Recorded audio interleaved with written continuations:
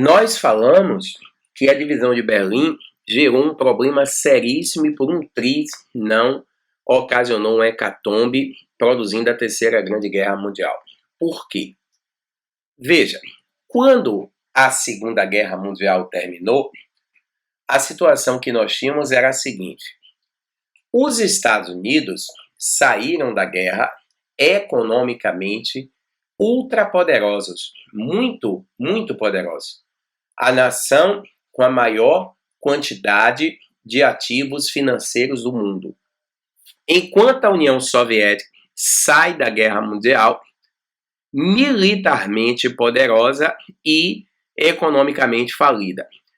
O poder militar soviético, com o término da Segunda Guerra, era superior ao poder militar norte-americano, correto?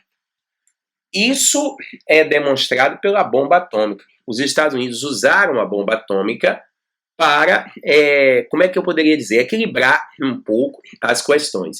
Agora, a maior prova que a União Soviética saiu militarmente fortalecida foi a expansão do socialismo. O socialismo estava em processo de expansão.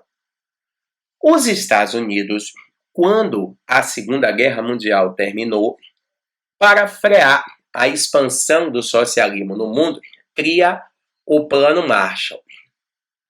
O Plano Marshall foi um plano criado pelo secretário do Tesouro norte-americano, George Marshall, e consistia em investir 17 bilhões de dólares na Europa capitalista, tá? Consistia em investir 17 bilhões de dólares na Europa capitalista a uma taxa de juros baixa para o capitalismo se fortalecer e frear a expansão do socialismo.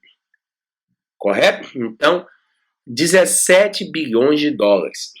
E quem aceitasse os recursos do Plano Marshall tinha que, obrigatoriamente, aderir à doutrina Truman, que é uma doutrina comunista. Estamos aqui no ano de 1947. A doutrina Truman tem esse nome porque ela adveio de um discurso proferido pelo presidente dos Estados Unidos, Harry Truman, no Capitólio, no Congresso Nacional norte-americano, né? Daí o nome doutrina Truman, certo? A ideia, o discurso era conter a expansão do socialismo, mas entendam que há por trás desse componente norte-americano um jogo econômico, uma jogada econômica. Porque eles estavam despejando bilhões de dólares na Europa, a Europa se reconstruiria, a Europa capitalista, e a Europa capitalista completamente arrasada precisava reconstruir sua indústria, sua agricultura, sua economia.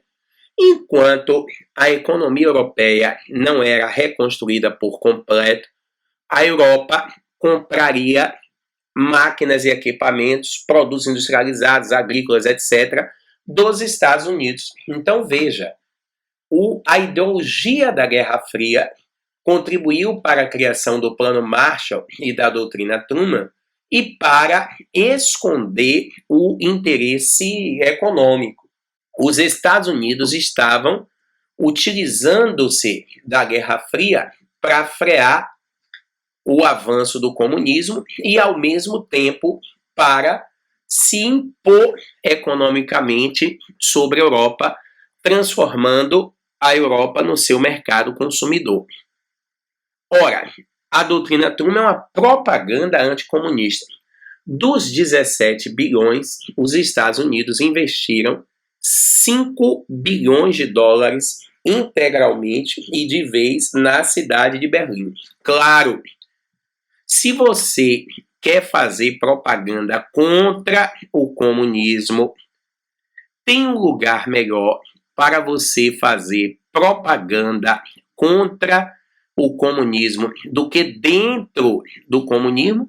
Olhe o que os Estados Unidos estão fazendo, é uma jogada inteligente. Não há um lugar melhor para se fazer propaganda contra o comunismo do que dentro do comunismo. Correto? Aí você já está vendo, além da guerra ideológica, a guerra da propaganda. Porque na Guerra Fria não houve confronto direto militarmente entre as potências, mas confronto entre elas foi o que mais teve, ideológico, político, econômico, propagandístico, do cinema, da espionagem, CIA versus KGB, ok. Quando os Estados Unidos fizeram esse ataque, a União Soviética reage. Contrapondo-se ao Plano Marshall, a União Soviética cria o Comecon, Conselho de Mútua Assistência Econômica. Em alguns livros aparece Comecon, Conselho de Mútua Assistência Econômica. Comecon é o Plano Marshall Vermelho.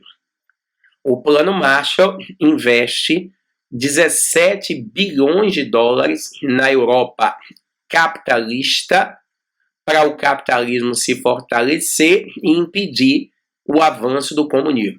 O Conselho de Mútua Assistência Econômica investe na Europa comunista 7 bilhões para impedir o avanço do capitalismo. Se a doutrina Truman era propaganda anticomunista, o stalinismo era propaganda anticapitalista, tá? O stalinismo é o equivalente soviético à doutrina Truman. O stalinismo era a propaganda anticapitalista. Aqui está nítido, e deflagrado o confronto, ideológico indireto propagandístico da Guerra Fria. A grande questão é que o Plano Marshall e a doutrina Truman funcionaram. O Comecon e o stalinismo não. Porque a União Soviética não tinha dinheiro. Não sei se vocês se lembram, eu vou repetir o volume de recursos do Plano Marshall. 17 bilhões. O volume de recursos do Comecon, 7 bilhões. Gente, 7 bilhões não dava sequer para salvar o bloco comunista da crise. Que dirá, ou não dava sequer para salvar só a União Soviética da crise, perdão. 7 bilhões era uma quantia insuficiente para salvar só a União Soviética da crise. Imagine o bloco comunista todo. Impossível. Era uma cifra muito diminuta. De modo que a discrepância entre o capitalismo rico e o socialismo pobre era gigante. A disparidade entre o capitalismo milionário e o socialismo pobre era enorme. E, propositalmente, lembre-se, eu comentei, os Estados Unidos investiram só em Berlim Ocidental 5 bilhões. De modo que essa discrepância era mais perceptível em Berlim. Essa disparidade, essa discrepância era mais perceptível em Berlim. Tranquilo? Então, o que é que acontece? Como a disparidade entre o comunismo pobre e o capitalismo rico era grande, isso provoca um fluxo migratório de pessoas do Oriente para o Ocidente. Porque no início não tinha muro, correto? Milhares de pessoas vão fugir do Oriente para o Ocidente, do comunismo para o capitalismo. E outra coisa, quanto mais pessoas fugissem para os Estados Unidos, melhor, mais propaganda para a doutrina Truman. Os Estados Unidos pegavam as pessoas que estavam fugindo e faziam um lobby. Vocês estão fugindo por quê? Qual é a razão pela qual vocês estão fugindo? Ah, nós estamos fugindo porque o comunismo não presta. E aí tome propaganda para bater no comunismo, correto? A jogada norte-americana foi tão bem estruturada que quando a pessoa fugia para o lado, para Berlim Ocidental, ele ganhava uma nota de 100 dólares para começar a vida nova em Berlim. Correto? Tudo que você em dólares não dava para muita coisa. Mas como os Estados Unidos estavam investindo 5 bilhões de dólares de vez em Berlim, a economia de Berlim ela cresceu mais de 120% em um ano. Correto? A União Soviética fez o que você imaginar para impedir o fluxo migratório, porque não estava fugindo, eu vou colocar entre aspas, apenas pessoas normais. Estava fugindo mão de obra qualificada. E se a União Soviética pensava em se recuperar da guerra, da Segunda Guerra, e ela pensava, ela tinha que frear essa mão de obra qualificada. Tudo que você imaginar, a União Soviética fez, né? Até chegar ao ponto dela erguer o muro de Berlim. Correto? Tudo que vocês possam imaginar, a União Soviética fez até chegar a um ponto dela construir o Muro de Berlim. Então, olha, o Muro de Berlim foi construído pelo sucessor de Stalin, Khrushchev, para conter o fluxo migratório do comunismo para o capitalismo. O Muro de Berlim é considerado o símbolo da Guerra Fria, é o símbolo da bipolaridade, por isso que para muitas pessoas, quando o Muro de Berlim caiu, a Guerra Fria caiu. O muro cai em 89, em 90 a Alemanha se reunifica e esse muro foi chamado por Churchill de Muro da Vergonha. O muro que segregou, eu concordo com Churchill. Qualquer elemento de segregação é vergonhoso. Mas entenda o seguinte, existe um muro que separa os Estados Unidos do México, o Muro de Tijuana. Esse muro também é muro de vergonha. Eu quero que vocês registrem que quando o Ocidente faz algo, não é, inaceitável, eles sempre justificam como sendo necessário para a preservação da paz, da democracia, etc. Quando o resto do mundo faz, é uma violação dos direitos humanos, é inconstitucional, é antidemocrático, enfim. Veja que o Muro de Berlim ele foi erguido para conter o fluxo migratório. E só retomando, ó, o muro fechava Berlim na sua integralidade, tá? Berlim Ocidental foi cercada totalmente pelo Muro de Berlim e existem vários relatos aí de fugas extraordinárias do Muro de Berlim, né? Quem puder e conseguir achar um documentário intitulado Muro de Berlim, assista-o, que ele é muito bom. Beleza? Bom, aqui tem fotos da queda do muro. Aqui é um pedaço do muro que a Alemanha preservou para fins turísticos, evidentemente, né? Quem é que vai a Liverpool e não vai conhecer o Cavern Club, onde os Beatles surgiram? Quem é que vai a Roma e não vai conhecer o Papa? É o Vaticano. É a mesma coisa de ir em Berlim e não querer saber aonde estava o muro. Então é usado hoje como elemento turístico. Bom, e a Guerra Fria foi também o período das alianças militares, tá? Em 1949, a União Soviética testa a sua primeira bomba nuclear. Os Estados Unidos usaram o teste da bomba nuclear soviética e criaram uma aliança militar que existe até hoje, chamada Organização do Tratado do Atlântico Norte.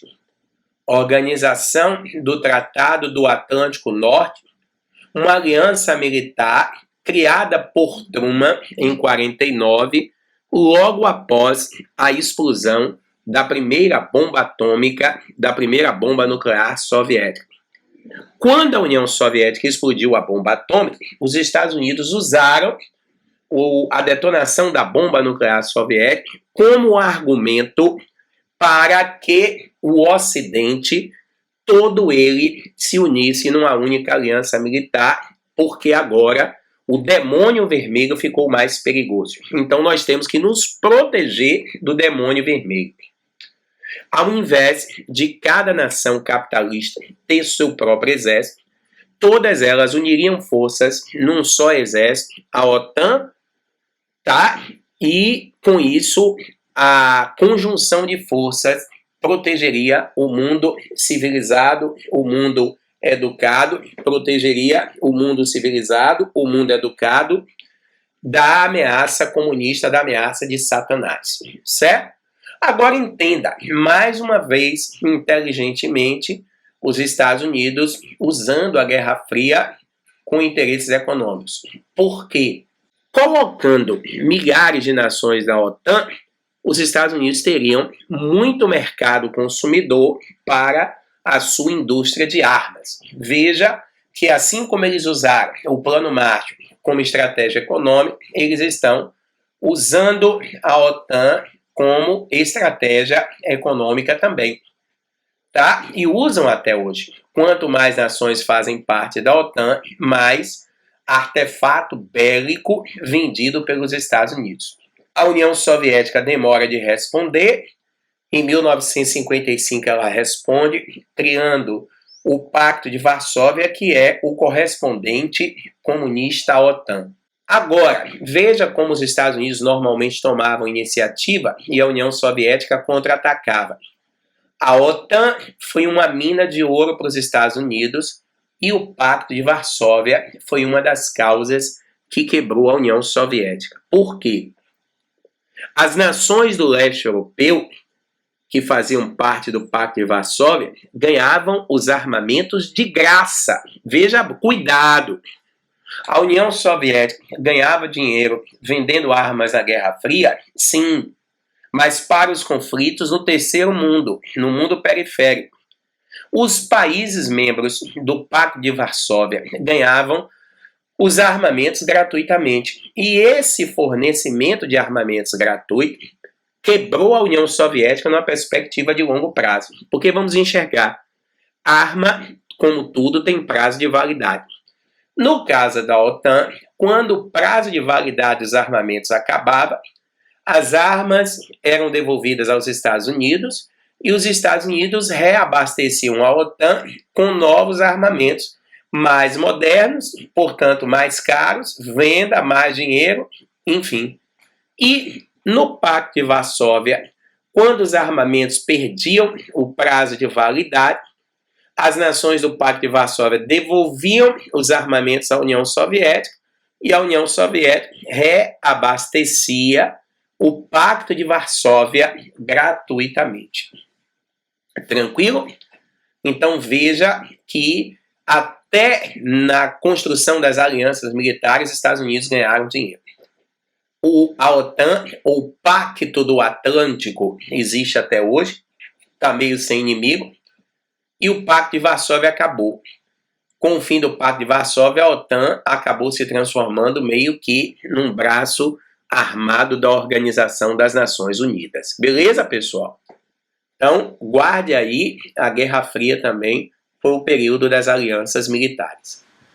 Meninos, dessa maneira nós terminamos o primeiro momento da Guerra Fria, que é esse momento geral, esse momento das características gerais dos componentes da Guerra Fria, onde fica bastante evidente o confronto ideológico, o confronto propagandístico, né? O confronto da espionagem, a guerra indireta travada pelos Estados Unidos e pela União Soviética durante o processo de Guerra Fria. Beleza?